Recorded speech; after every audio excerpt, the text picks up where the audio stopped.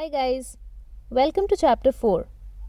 I think it's about time we learn how to read words. Until now, we have done that words are made up of syllables and syllables are made up of consonant or consonants and a vowel.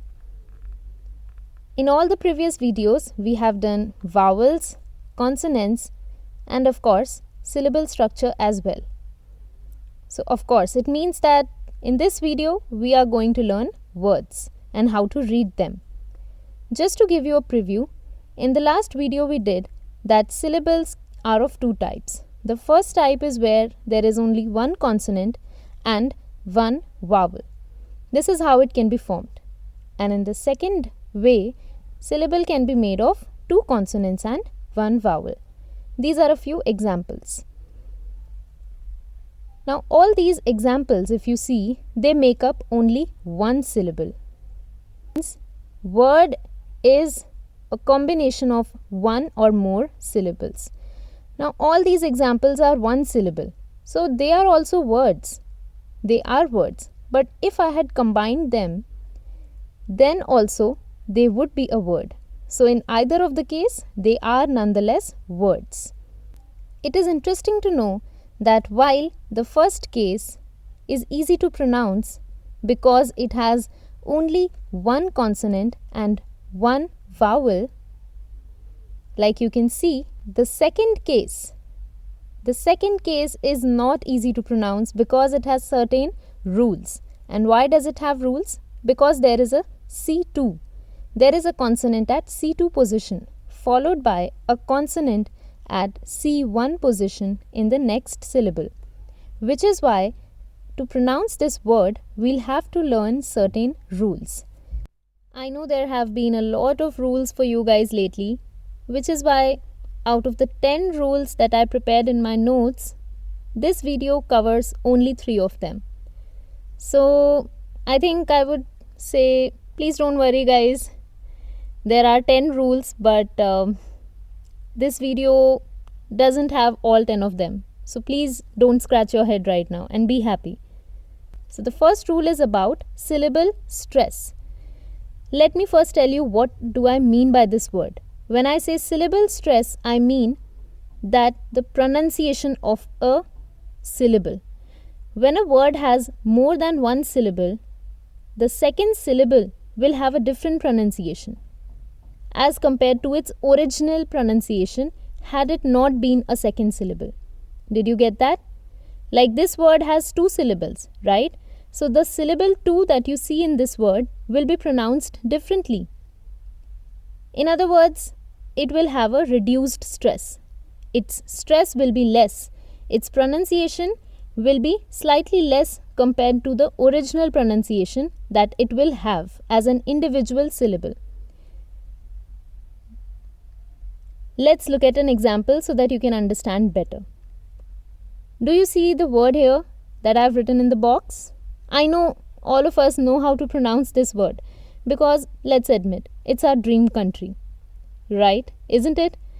But other than this word, if any other word comes up on your screen, will you be able to pronounce it? No, right?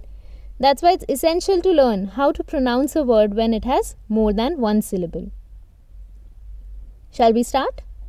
Okay. So this word here has 2 syllables, as you can see. Okay. This is syllable 1. And it has 2 consonants and 1 vowel. And that is syllable 2. It also has 2 consonants and 1 vowel. So let's call this syllable 1 and let's call that syllable 2. So syllable 1, the stress in this syllable will be same, meaning thereby how you individually pronounce the consonants and vowels, you will pronounce them just the same. There will be no change whatsoever. So if we have her consonant, a vowel and n consonant, why am I saying it n? Because it is in C2 position. And in C2 position, its pronunciation is n only. Remember? So if, anyway, coming back.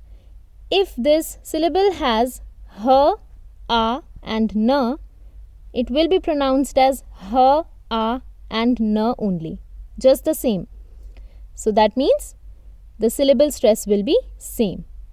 If we put these vowels and consonants together, they will be pronounced as han. Han. Okay. Do we get that? Why is the syllable stress same? Because it is the first syllable. And first syllable's syllable stress is always same. Moving to the second syllable, its stress will be less. That is the rule, right? That is the rule. Why it will be less? Let's find out. Now this syllable 2 has gh consonant, u vowel and k consonant. Why this is pronounced as k? Because it is at C2 position. And you remember, right, in the last video I told you that gh consonant in C2 position is pronounced as k. So that means, let's go it again. This is gh, u and k. So it should be pronounced as ghuk, ghuk, right? But because it is in syllable 2, because it is the second syllable, its stress will be reduced.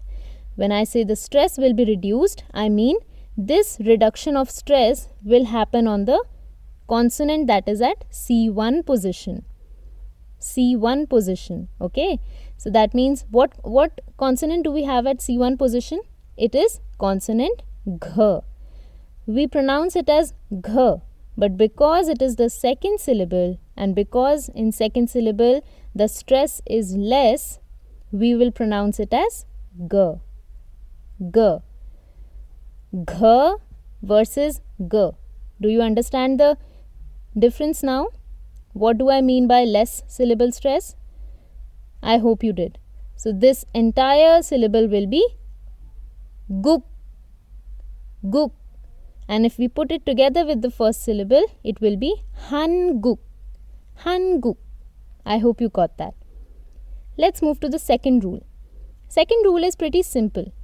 It states that any aspirated consonant's stress will be just the same. There will be no change at all. That means if you have any of the 5 aspirated consonants as the second syllable, you will not reduce their stress. You will pronounce them as is. When I say second syllable, I of course mean the aspirated consonant should be at C1 position. Okay, I hope you know that. Because at C2 position, its pronunciation changes, right? So, the aspirated consonant should be at C1 position. Please remember that whenever I say the word stress, I mean pronunciation. Pronunciation, okay? So, whenever an aspirated consonant is at C1 position in the second syllable, its pronunciation will be the same. Let's take an example. Now here we have a word. This word also has 2 syllables. This is syllable 1 and this is syllable 2. Now syllable 1, as we already know, its stress or pronunciation will be the same. It will not change at all. Okay? So if the consonant is k and vowel is o, it will be pronounced as kho. But what about syllable 2? As per the second rule, this syllable 2 will also be the same. It will be pronounced the same. Why? Because this syllable at C1 position has an aspirated consonant p. P. So because p consonant is at C1 position in the second syllable, that is why its pronunciation, its stress will be the same. It will not change. That means you can call it an exception to the rule number 1 that we did just now. So this syllable will be pronounced as p, e, p. And if you put together syllable 1 and 2, it will be pronounced as copy, copy. By the way, this word, meaning of this word is coffee. Coffee in Korean is copy. It's not copy, it's copy, copy. I hope you got that. Let's do another word now. Now this word has 3 syllables. This is 1, this is 2, and this is the third syllable. Now we know, as per rule 1, the stress in the first syllable is the same. In the second syllable, its stress will be the same because it has the aspirated consonant ch. Ch. That is why its stress or pronunciation will not change, because this ch consonant is at C1 position. C1 position. Please remember guys that the aspirated consonant rule will only apply when it is at C1 position. It should not be at C2 position, okay? Otherwise its pronunciation will change. So only when the aspirated consonant is at C1 position, its stress will be the same. Moving on to the third syllable. We know that second syllable onwards, the stress reduces. So this will be pronounced as gh, u, k. Normally ghuk. But because it is in third syllable, we will not pronounce it ghuk. We will pronounce it guk. Guk. Guk. Okay? And that's how syllable 3 will have a reduced stress. So the entire 3 syllables, syllable 1 plus syllable 2 plus syllable 3, if we combine, we will get the word ucheguk. Ucheguk. It's guk. This syllable is guk, not ghuk.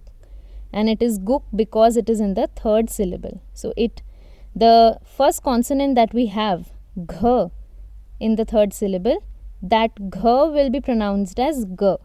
That is what I mean by reduced stress. Now this word, when we combine all the 3 syllables, we will get the word ucheguk. Ucheguk. And by the way, this word means post office. I hope you got that. This consonant at C1 position in the second syllable will have certain rule. Okay, what do I mean by certain rule when it is at the second syllable? So the general rule we know that this consonant at C1 position does not have any sound, right? It has an ng sound only when it is at C2 position.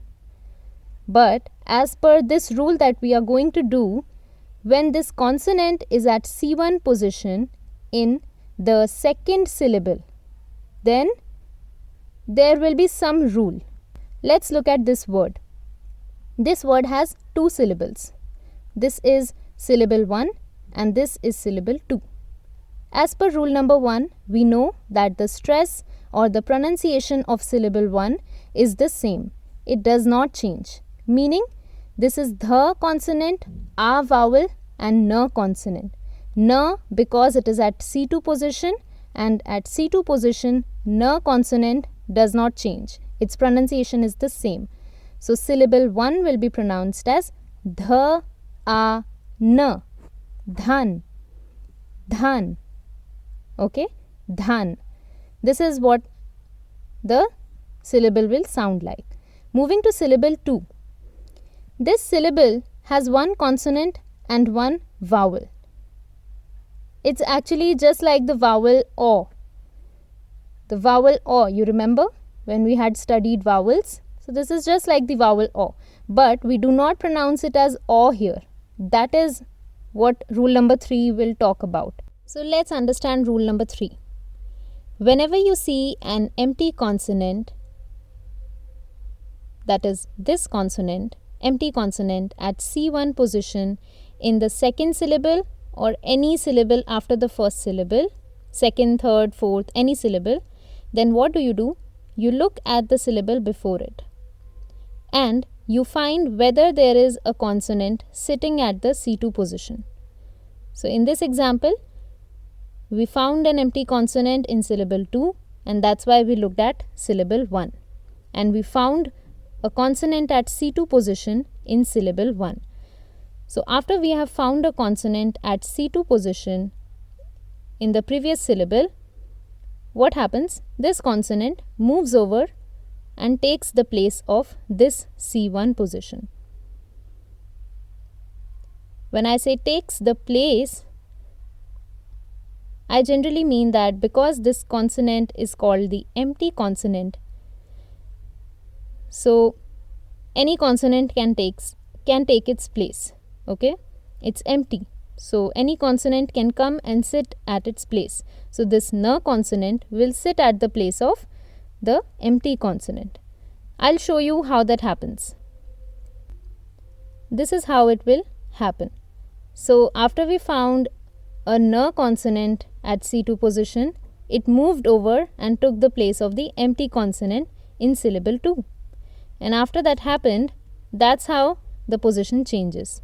Now please understand that these brackets, whenever I write them in any videos, it means that these brackets are only and only for the sake of pronunciation. That means the spelling of the word is not this. Its spelling is the one that I've written here. Okay, this spelling is only for pronunciation purposes, to understand the pronunciation. So this is syllable 1 and this is syllable 2. So after the n consonant moved to the second syllable, we will again read this. So syllable 1, the stress will be same as per rule 1. So it will be pronounced as dha, dha. But syllable 2, its stress is less. It is reduced. So this syllable, which is pronounced as no, no, will be pronounced as no, no, no only. Okay. How does the stress reduce then?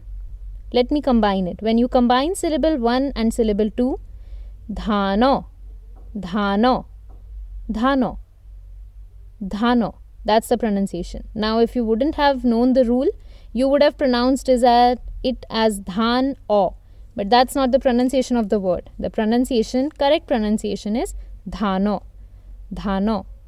Okay, not dhan o. So this word means word. So word in Korean is dhano. I hope you got this rule. Let me still take another example so that you can understand it better. Now this word has 3 syllables. Syllable 1, 2 and 3. Okay.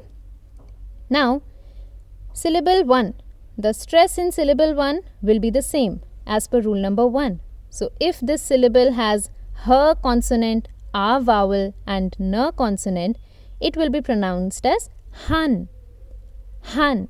Because n consonant in C2 position is pronounced the same. That's why we are pronouncing it as han. Okay. Let's move to syllable 2. Syllable 2 will have reduced stress because of rule number 1. We have read that. That means the gh, u, k. Normally this will be pronounced as ghuk. But because it is forming a part of the second syllable, we will not pronounce it as ghuk. We will reduce the stress because it is in second syllable. So we will reduce the stress and we will say guk, guk. Instead of ghuk, we will say guk. So this is han guk. Now let's move to the third syllable. Oh, wow. We found an empty consonant at C1 position in the third syllable. So what do? We look at the syllable before it. That means we look at the second syllable. In the second syllable, surprisingly, we found a consonant sitting very conveniently at the C2 position. And this consonant is none other than k. K, right? Because it is right now at C2, that's why we are saying it as k. Now what will happen? It will go and take the place of empty consonant, and after doing so, this is how it will look like. The first syllable will remain as it is. Nothing will change to its pronunciation. The second syllable, however, because the consonant at C2 position has moved to C1 position of syllable 3, that's why there is a certain change, and syllable 3 will look like this. Like this. Okay. Now let's do the syllable stress of all these. Syllable 1 will have the same stress. Syllable 2 will have a reduced stress. It will be pronounced as gu. Gu. Not ghu. gu. And syllable 3. Now this has a consonant gh and vowel o. Because it is syllable 3, it will have a reduced stress, right? So instead of being pronounced as ghaw, because it is a part of syllable 3 and its stress is reduced, we will pronounce it as gaw. So this is han gu gaw. Han gu gaw. Han gu gaw. Syllable 1 plus syllable 2 plus syllable 3 is pronounced as han gu gaw. Han gu gaw. Okay, so let me write here that syllable 3 also has a reduced stress because of rule 1. However, only in terms of pronunciation, the syllable is not o but go. Please remember that whatever I write within these brackets, it is solely for pronunciation purpose and has got nothing to do with the spelling of the word. The spelling remains the same, the one that I had written above. Whatever I write within the brackets is only for pronunciation so that you can understand it better. Just to tell you that Hangugeo means Korean language.